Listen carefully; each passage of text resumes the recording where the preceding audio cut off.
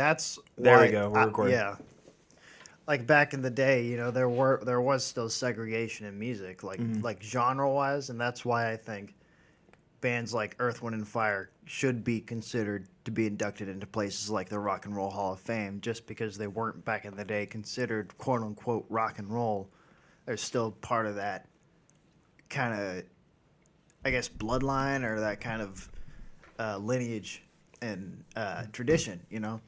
Yeah, I I mean, mean, two sides of the aisle there. You had the Stones and you had the people that were delineatedly rock and roll versus people that were rock and roll but not as obvious or maybe pushing it into a different direction.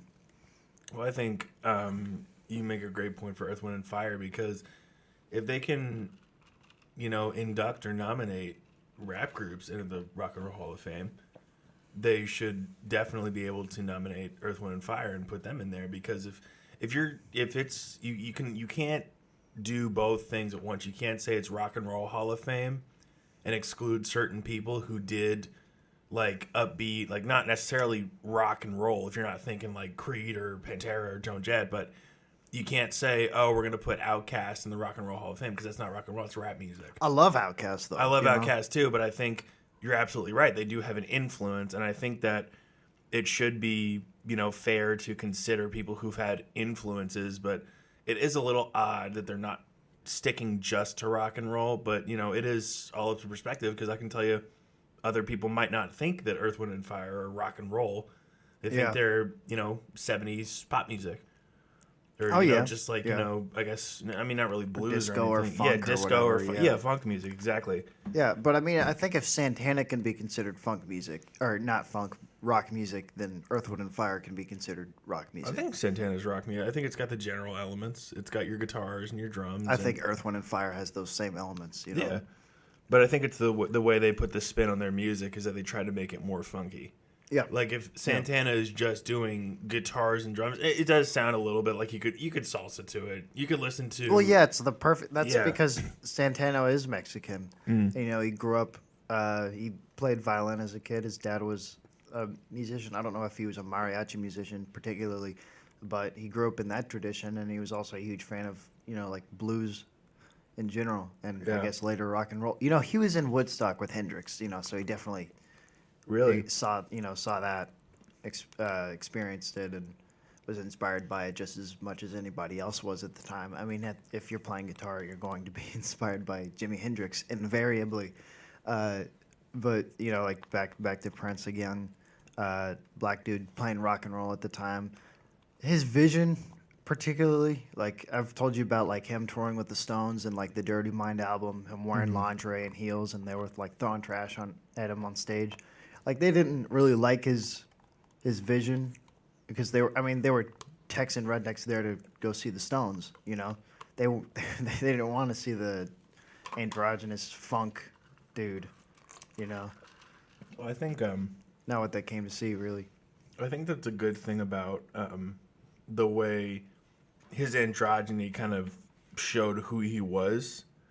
He was a dude pushing the boundaries. I think that was the biggest part of what he was doing, especially at that age, a young dude pushing the boundaries of what he could do or what he can't do, what he can say. And he came out with an album called Controversy back then, Yeah, I remember that. Yeah. I was there. You remember that? You were there? I was there. Dude. I was like, yo, you should call this one Controversy. And he was like, yeah, man, I like it. Yeah, man. I don't know if you'll get this reference. It says, this guy sounds like a cross between Elvis Costello and Neil Diamond in hell. Who? I don't know. They're saying that I sound like that? No.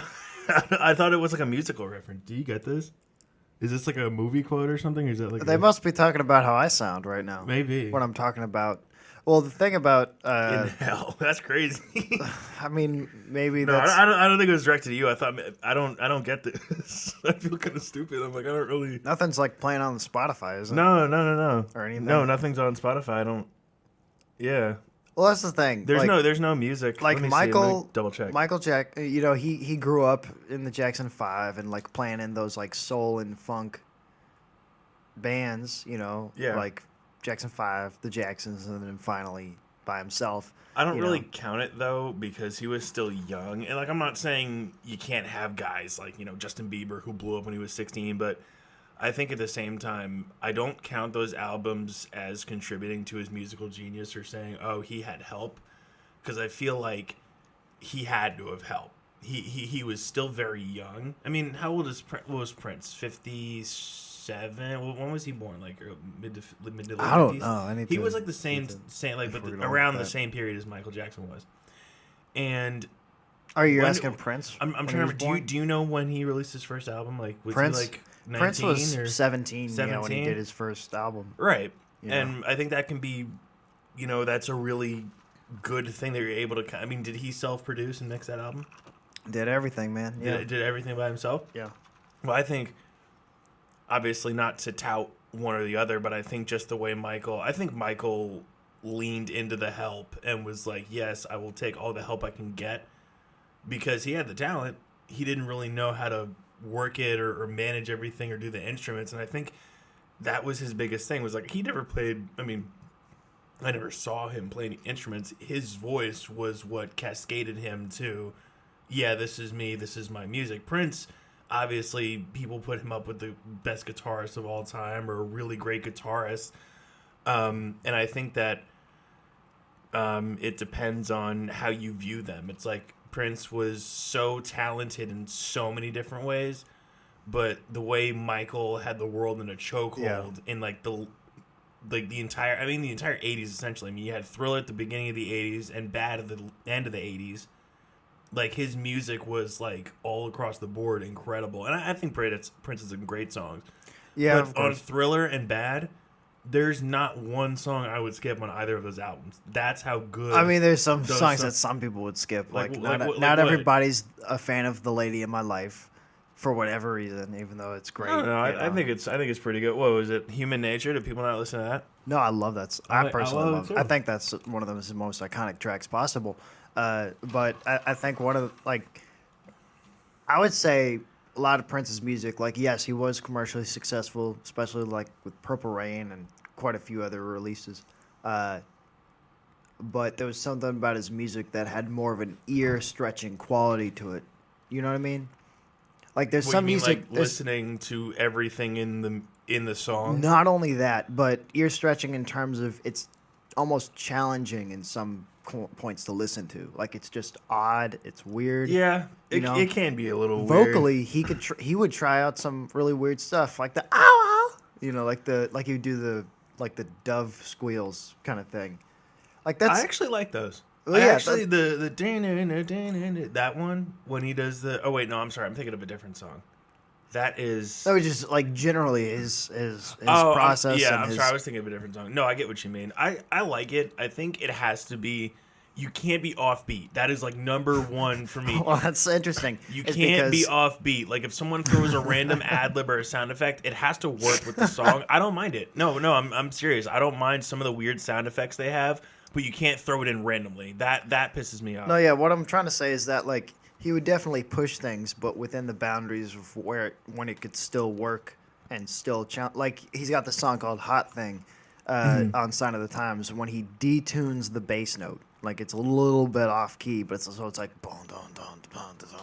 Yeah. And then, like, When Doves Cry has the freaky, and that's what I'm talking about. Like, I was talking a few weeks about what if we put Prince or Michael Jackson on 808s? Like, they didn't use 808s. Like, Prince for When Doves Cry uses like a Lynn drum machine to make that beat. Right. And it's just like a freaky feeling beat. Freaky, it's like beat. it's something else. But yeah, I mean, they're both pretty genius artists and had a great back and forth artistic. Definitely. I mean, it's good to see like Prince's rise, and like his first rival, quote unquote, was Rick James, and Rick James was like, this guy's making me work hard, and Rick couldn't quite. I mean, Rick was good, but he couldn't quite match up to Prince's talent and his performance. Never put Rick James and Michael Jackson in the same sentence, not only because I've only heard Super Freak, but it's like no one was telling you to bump that Rick James. Like, no one, like, man. He had Super Freak, and that was kind of it. I will play some Rick James on here. You can play some Rick James on here. I will play some Rick James. But Prince had so many recognizable and popular songs that everyone could listen to him. He had so many songs, dude. Well, he had a million. No, I know he released a million albums, but I think that a lot of people. It's so funny that people say, "Oh, well, you're a poser if you can't name like 5 Nirvana songs," or "Oh, you're a poser if you don't know like their album from 1983." It's like the reason those songs are popular is because everyone, young or old, black or white, man or woman, they all want to listen to them. It doesn't matter if they're the most basic or the most top charting songs. They're popular for a reason. So. Oh my gosh, you got to check out this really underground guy who has really niche little instrumental stuff and that nobody's heard of him.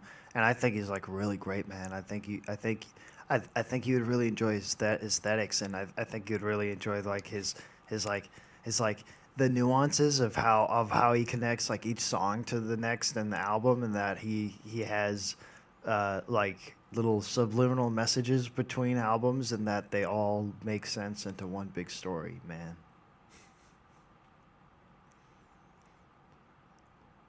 Sounds pretty good. You said the transitional album made me think of Pink Floyd. Well, yeah. I was like, wait a minute. Pink Floyd, that man. album transitioned. I'm pretty sure. Did the whole thing transition?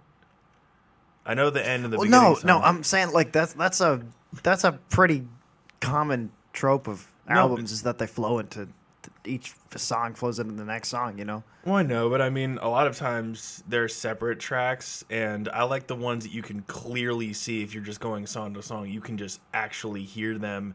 It's almost like let's say a 3-minute song, and then there's a 4-minute song. You feel like the song's 7 minutes because it just feels like a bridge. That's what I like. Like some like songs, November Rain. Like, November Rain's over. Yeah, and then No, it's not. No, it's not. There's more of it. Yeah. But that's why like you have track 1 and track 2, and track 1 is 3.5 minutes. Oh, like and a track part 2 1, part 2? No, two okay. completely different songs, but you can hear the way they transition into each other. It's almost like it's the same song. Like a part 1 that everybody listens to, and a part 2 and 3 that nobody listens to. Yeah, like The Matrix. Or like White Wedding. I listen to part 1. I don't listen to part 2. I've never or 3. heard part 2 or 3. It's like the club mix, almost. Club mix. It's not club mix. It's like the instrumental part afterwards, I guess. Just the extended, jam or whatever. Which is interesting to think about because that's like something that they would do with a lot of funk stuff. Just let it go on for longer to let people dance to it.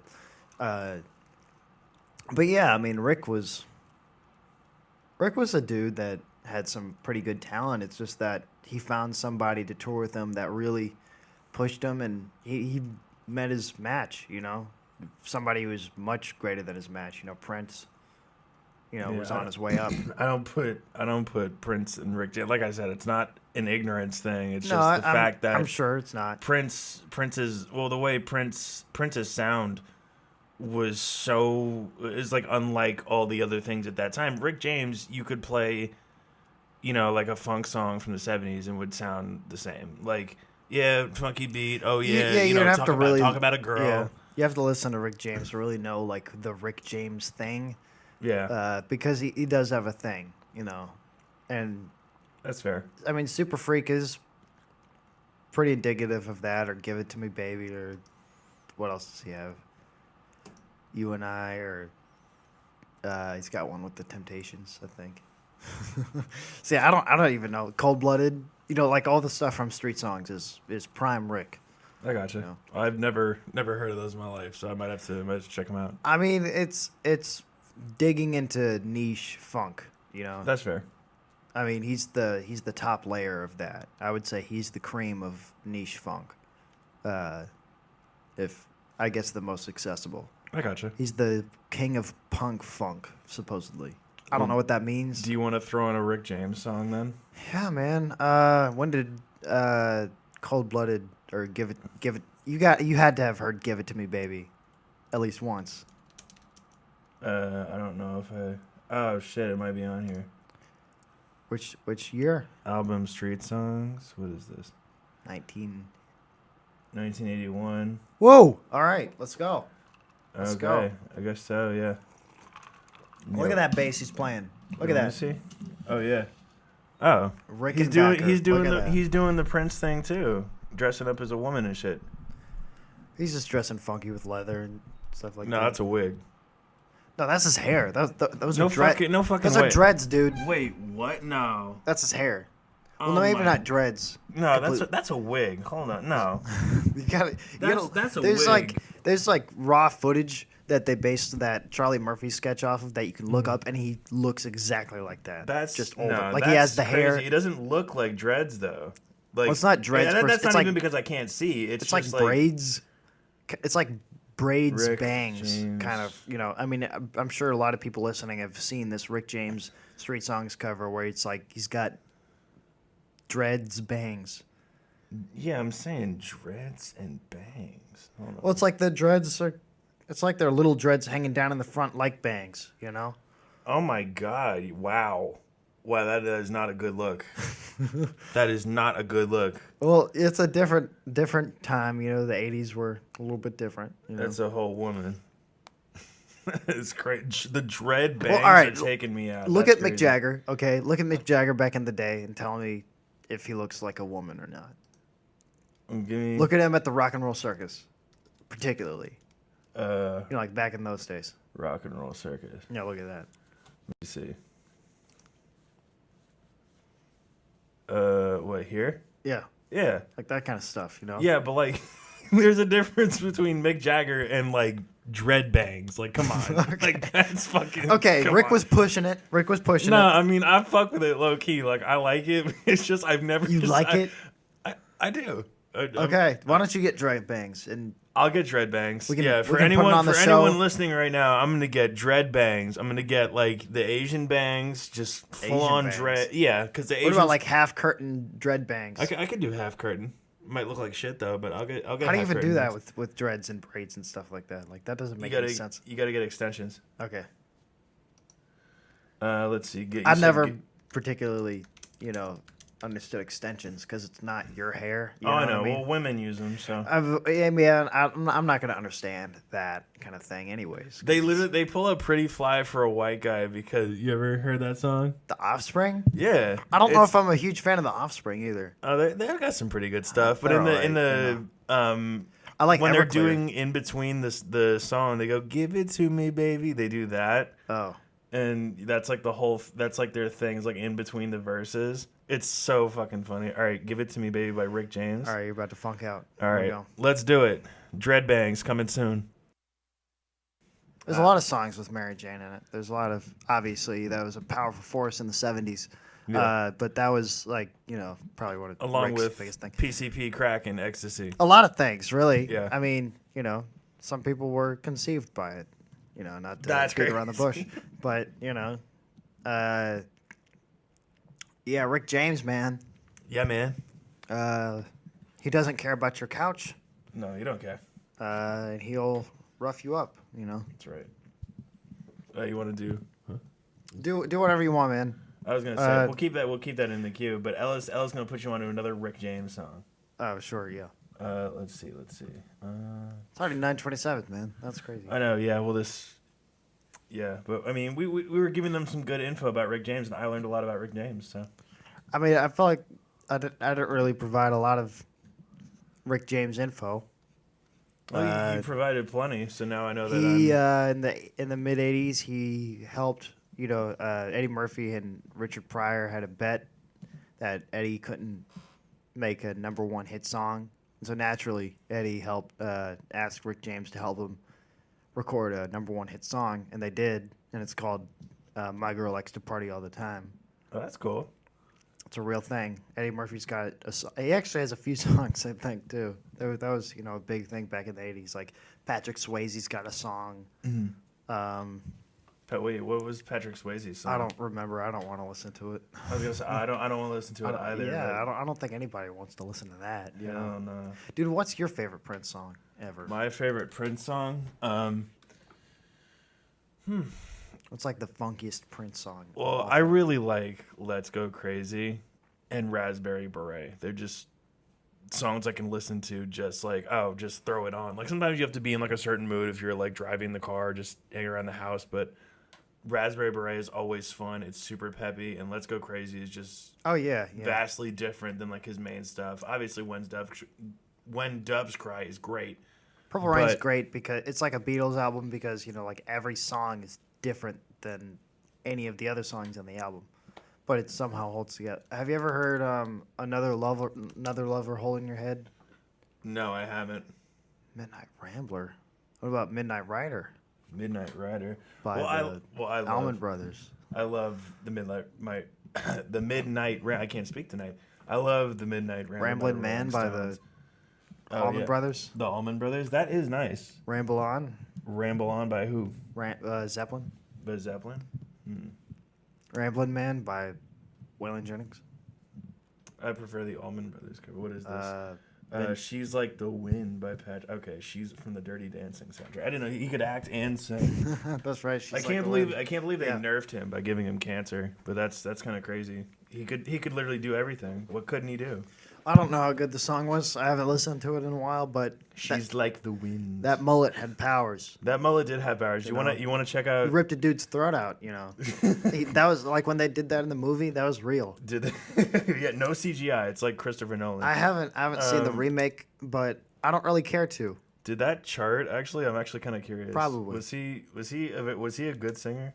Well, not that he was a good singer or not, but back then, people would have gone crazy for that. Well, I'm just saying, like, because you could have someone who's a really great actor and it's like, oh, I'm gonna make a song and it totally bombs, but Well, that's like musicians getting into acting too. Sometimes it just doesn't work. It does not work. But it seems like it works a lot better than actors going into music. Well, I mean, I think I heard somewhere it was Wilt Chamberlain was like the villain in Conan O'Brien, or not Conan O'Brien, in Conan the Barbarian. He was like the villain because he was gigantic, Yeah. and that was just because Wilt Chamberlain was 7 foot. What was he, like 7'1" or something? But he was like insanely tall. They're like, oh, you play basketball, you're pretty tall. Come be the villain. And he was just like a hulking man, just hulking evil person, trying to take down whoever. What was that? Schwarzenegger, yeah. Oh, Schwarzenegger. Which one was Andre the Giant in? Princess Bride. Princess Bride. Okay, he was in that, but He's in that. Schwarzenegger was in Conan. I don't think I've seen I'll have to watch Andre in that. anything else other than Princess Yeah. Bride. Yeah. All right, we're gonna. Unconceivable. So She's Like the Wind did not chart, which is good.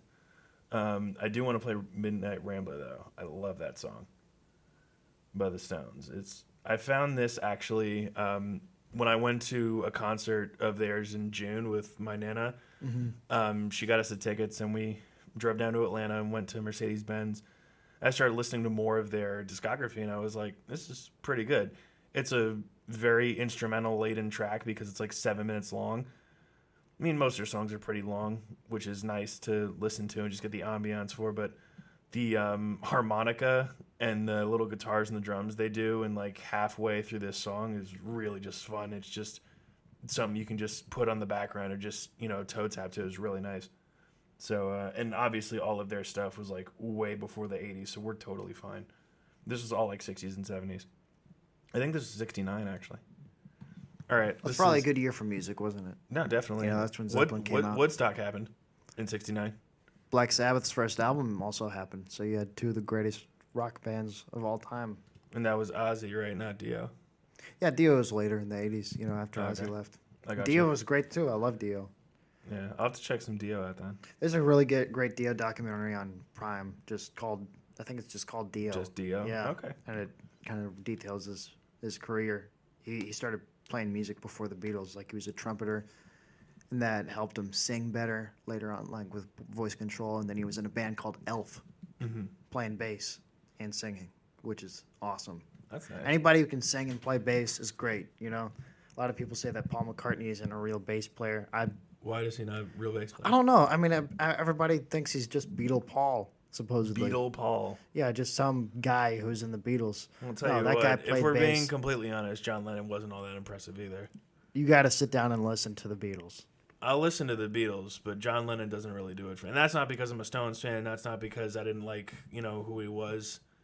But his singing never really did it for me. It was like, yeah, this guy's nice, but, I mean, he needed the instruments to make it work. And I'm not saying that, he couldn't do a solo career, which he tried to do, but he needed the instruments to help him out. Otherwise, I wouldn't have listened to him on his own. You just don't like his voice particularly? Not really. Like the timbre or whatever? And Mick Jagger, I think he's a great performer, but he's not a singer, and he needs the instruments to back him up. He's very raspy and very bluesy, but he wouldn't make it on his own. But John Lennon's voice just doesn't do it for me. Well, the instruments are context, like a lot of singers, I don't think we would have understood or appreciated their voice without the band. No, definitely, but I don't listen to them because I don't like listening to him. I could listen to Paul McCartney and Ringo Starr play drums and guitar all day. Okay. But John Lennon's voice is just like, no. Yeah. That's not a hating thing. I've never really been into it. It seems to me more recently that John Lennon's voice is a lot more impressive than it seems, because that guy could project. Like, he was actually a really loud singer. Really? So I think that's worth considering. Like, it's not just impressive to sing loud, but also to be able to sing the melodies that he did, and just in terms of the creative output that he had. Like, he made a pretty big contribution to the Beatles, but it's an interesting thing to get into the Beatles because it's not everybody's cup of tea. It's not obvious to get into the Beatles. No, definitely. Obviously they had a lot of influence. They're just not for me.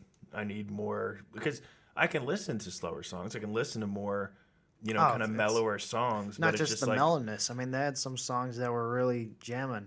No, yeah, I'm sure they were. It's just the Stones are just a lot more my speed, I guess. And then, like I said, it's not even just a bias thing. It's just that's not even how I was raised, because I've listened to a few Beatles songs here and there. Just not the greatest. Okay, I will say that I feel like don't come after me if you in the can modern hear this. age. All right, I feel like people in the modern age, they'll say the thing like they can't listen to a live version of a song that they like because they're so attached to the performance. Yeah, in the studio. They don't like the song, they like the performance. You know what I mean? And what's great about the Beatles is not necessarily the actual performance, which is still, I would say, objectively great on all of their songs, but what's even greater are the songs themselves. Yeah. You know what I mean? And the Stones have some great songs, but they also have great performance live. No, yeah, their performances are incredible. The Beatles would have been great. They just had to stop performing because they couldn't hear themselves. Isn't that that's insane? That is kind of crazy. The crowds were so loud that they couldn't hear themselves. Well, I think the best thing I ever saw was when Michael Jackson popped out. It was like the early to mid '90s Super Bowl. I think it was like '93. He just pops up off the stage and he's just standing there with the shades on, and they're going crazy. That was absolutely crazy for him, and the girl faint. It's insane. He's literally just standing there. Yeah, that's the craziest thing. He just stands there, doesn't move, doesn't do anything. I mean, that's insane to me. Yeah, I don't know anybody who's necessarily achieved that level of fandom. I don't think anyone. I mean, it was Beatlemania for a reason. I mean, the Stones were great, but they didn't have. I don't even know if it's the fan base for people to do that anymore. Like, for people to come up with, to be so good and appealing to mass amounts of people. Mm-hmm. We've got 8 billion people on the earth, that could cause an earthquake. No, definitely. But, I mean, you're absolutely right. There's not a lot of huge artists that have, massive fan bases anymore. I mean, just because you and I, we grew up with people like Kanye, Eminem, 50 Cent, Taylor Swift. Who else was big in the 2010s? Like Katy Perry, Lady Gaga. They didn't have the monumental or the influence or the worldwide fame that some of these guys had back then. Like Michael Jackson, you could ask a kid in Ethiopia who Michael Jackson was. Be like, oh yeah, the singer. Yeah. You could mention his name and some random dude on the street be like, oh, Michael Jackson. Well, it's crazy because things with Katy Perry and Jay-Z, all that, I only know that from childhood because of osmosis, kind of in the way that a kid who never watched Star Wars knows that Darth Vader is Luke's father. Right. That kind of thing. But I haven't gone out of my own way to listen to Katy Perry's discography. I'm not necessarily interested in that. I haven't gone out of my way to listen to Michael Jackson's whole discography yet. Yeah. But there's just so much out there to listen to, and I feel like things that deliver music into people's hands are slowly diversifying their interests to a point that you, instead of having these large worldwide stars, you might have more niche people, Definitely. you know, There's appealing to. a lot more. You're absolutely right. There's a bunch more diversification in the music industry with a lot of different sounds. I mean, hell, I mean, you know my music taste. The people Yeah. that I listen to, no one's ever heard of them Yeah. unless you're a part of a certain fan base. Well, Glaive's playing concerts. Like, how many people Yeah. were at the Glaive concert the other I mean, week? shit. If we're eyeballing it, like, I don't even. I mean, maybe 100 to like 100. Like, it Oh, wasn't. wow. I didn't. Yeah. No, well, it was like a mosh pit in Atlanta. Like, I it thought was it was going to not. be big. No, No. it's not. He does the intimate venues with the people in the mosh pit and the barricade, and he's up on the stage. Yeah, no, there's like 100, 120 people max. Like maybe one fit. Like if I'm eyeballing it right now, I'd have to say at least 100. That must have been And a that good includes concert then. the people. Yeah. Oh my god, it was phenomenal. Yeah. That's We were really out. good. Yeah, the mosh pit opened up. We're all jumping. I was, sweating my ass off. Mm-hmm. I was when I was like singing. I was so out of breath from like moving around and like playing and shit. I was like, wow. I was like, this is a lot of energy. I was like, my voice. I wasn't as raspy as Eric's was because Eric's was like I was so excited. That was like my first ever like concert like that, especially with one of my favorite artists ever. Did I say ever too many times? Did I forget to mention? Did I forget to say ever? I said ever like 4 times. But it was just the energy and the way things unfold. And his new album had so much like energy, like headbanging, and not like death metal stuff or like rock and roll, but it's just the way he designed and made this album. It was like stuff you can just bob your head to or just just jump around, just have a rave type of thing. No, that concert was incredible. I loved it. I dragged my brother along. That's why I feel like I can't get into the Strokes because what I've heard of them, Yeah, like it is that head boppingness, but there needs to be more for me. I feel like. I don't know. I gotta really check it out to see if there's anything. I listened to some of their songs the other night. Whatchamacallit. I think they're good music if you want to listen to them in like a restaurant or like something, but Okay, they're I'm more not like interested background in noise. Yeah, I'm not interested in background noise. I mean they're good, but they're not something I'd put on a main playlist. I mean, I'd listen to them if I were like studying or working on a paper. Yeah, I'm not interested in that. Yeah. You know. I'm not All right, interested midlife- in that. That's how my brother sounds because we actually, it was funny. We were back home and Mom popped us back for the weekend and we hadn't told him about the tickets because Mom was like, oh yeah, get one for him too. And I remember we're in the kitchen and he comes through the little like small hallway thing from the dining room to our kitchen. And I'm like, oh, I'm so excited to go see Glaive. And my mom's like, oh yeah, you're going too. And Peter goes, what? And he did like that exact tone is like with the like he's like, what? And and my mom's like, yeah. And so this is the funniest shit. We get to the, oh my god, Dragging me to see that one kid at Music Farm. Jaden. Yeah. I like Jaden a Yeah, lot. I'm sorry you didn't really care for him. What is the That's the computer thing. doing? Like that wasn't a concert at all to me. Yeah, it was just It like was- a mosh pit, like a party. Yeah, it was like a rave more than a concert. Yeah, I get that. A rave with sort of a I band. feel really bad that you just didn't really like that. I'm sorry, but If I'm gonna go see a band, I want them to be playing. that's fair. All right. That's fair. I mean, he had some guys up there with the instruments. They looked like they were playing. You know what I mean? I mean, they were playing the backing tracks. Let me clarify. I don't know if the bass player was actually playing the bass. Shout out to the bass player, I guess, if you hear this. Well- I'm not trying to shoot you down specifically, but like there were. If you're gonna have music going on, you gotta make it yourself. You got to make it yourself. Yeah, no, Yeah. I mean Eric did that. Eric had the drummer and the bass player. Glaive had some backing tracks, but they had no people out on the stage. It was just him, or just he rather. But Just he?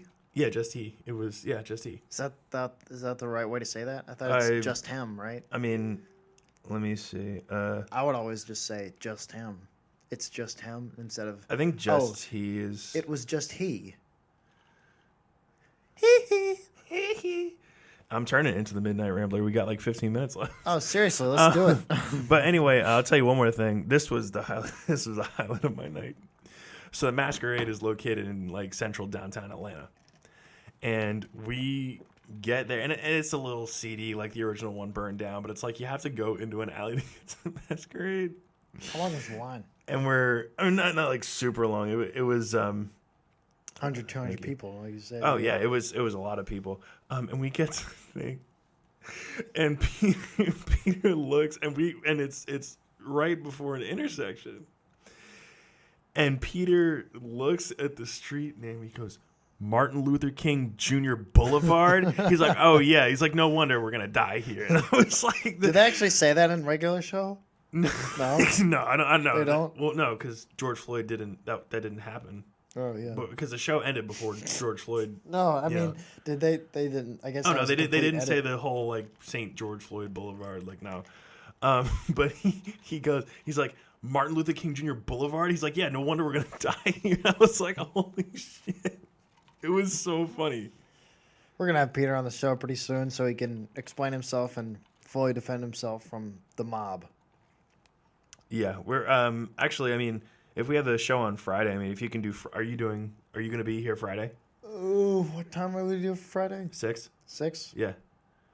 If Peter's gonna be over, we can rope him into a show. Potentially, we can. All right. Well, I mean, if not, you should do it with him.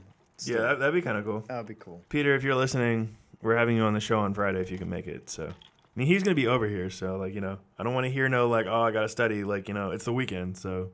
Spring breaks next week, guys. Yeah. Spring break, so you can't get out of it for studying. Spring break. Oh, I have a test I got to study for in 2 weeks. I can't come. Yeah. No, he's making it. Okay. Spring break dunga. Spring break. All right, let's listen to some Stones. Let's do Midnight. Okay, Jeez. Midnight Rambler by the Stones. Come on now. All right. Turn the lights back on, man. Man, turn the lights back on, man. Yeah, so I forgot there was like a lull in the song, and it was just like sitting there. Like, get the instruments moving. Like, come on. They did not need to make that song 6 minutes. Like, I like the guitar and the harmonica, and then it just kind of like flatlined. Like, you don't need to make that song 6 minutes long. But anyway, I actually just had this idea come to mind. I know that we haven't done like our segments and stuff like we were going to do, but I wanted to play a local artist. It's actually the lead singer of the band Ellis is in, Mariluso and Co. There's this girl named Marilyn, and she goes by Mariluso, and she just released her first song on Spotify. And I thought it would be kind of cool, give her a shout out and play this song. I think it's pretty good. I listened to it and I liked it. And Ellis obviously, helped her, write it, produce it, and, with the guitars and everything. And they're doing a gig, I think, at Music Farm. When is that? That's March 13th. March 13th, Music Farm, yeah. But I wanted to shout out Marilyn because I think she's a good artist, and she's coming out with her music on Spotify, and she said it was kind of a surreal feeling, getting your first song out there. So I thought it'd be kind of cool to feature a local artist, and obviously someone that Ellis and I both know. She's a real sweetheart, a very down to earth person, super cool, and I think this is a nice change, a little more mellow song, a little more chill vibes than what we've been doing tonight. But I thought y'all might want to hear it. It's a little different, and I thought it might be cool to give her a little shout out. So I hope that if she's listening, on the off chance that Ellis or I post this to the YouTube or get the recordings and show her like, hey, we played your song on the radio. But nah, she has a lot of great talent. Her voice is really good, and she plays a lot of instruments. So she could be the next Prince. She could be Princess. Oh yeah, I fully expect the song to be copyright struck on the YouTube channel. We will not be able to monetize it. Oh, copyright struck? Wait. I mean, I actually don't know. Thank you for saying all that nice things about us, she's John. awesome. I will put the gun away now. Type shit. No, but I'm. Oh man, I appreciate that. No, of course, and I'm not trying to like pat ourselves in the back. Like, oh, we're doing a shout out. Like for me, it's a way because it's nice to feature people who are up and coming, and I think that's a really great way to give them a little, kind of, shout out and say, hey, look at what they're doing. They're doing something really great. So I don't want it to come off as like, oh, we're doing this for you. It's more of like, here's this song. We hope you like it. And we hope you enjoy local talent from Charleston. Yeah, I do appreciate that, and I feel like we got to do more of that local thing because, like, Definitely. I know of a lot of other people who are friends of mine who've been trying to get the stuff out. So I got to listen to a buddy of mine's EP that he just was finishing. And Was that Gavin? no, we could probably just start doing that at some point. Yeah, We could. Well, I mean, we had Cosmo on the show, and he's local. yeah, we could do some of Cosmo's stuff. I Yeah. know he's got some music out with And we did some people like Chris's- Basic and. We did Chris's music on SoundCloud, remember? That's right. We Yeah. did do Chris's stuff. Yeah, let's do DJs. Let's do bands. Let's do Yeah, let's do that. singular artists and people like Cosmo who collaborate with a lot of people. You know, That's right. Cosmo's always on King Street and I guess private events here and there. I think Right. I see him on like Instagram Live and Yeah, all that. definitely. He does that. You know, so Well, you'll get to hear all of this and more, but remember what Ellis said. You got to pay the $7.99 premium to see it live. Have a set up a video yeah, camera we're and gonna have the everything. video camera. Actually, that money goes towards buying the video camera and the live feed. $7.99 premium. Ethernet and whatnot. Yeah, you should get an Ethernet cable. This shit would run so much faster. That'd be cool. I mean, I feel like that would just be another component for them to keep up with, but Yeah, well, I mean, they're just students. let's go. We can replace this Mac. Yeah. All Or right. maybe something that's not Apple, honestly. Yeah, get an HP or This or thing cannot a handle. Lenovo Yeah. or something like that. HP, definitely do HP. All right, Absolutely. this is Still in Luck by Mariluso. All right, guys. See ya. Bye.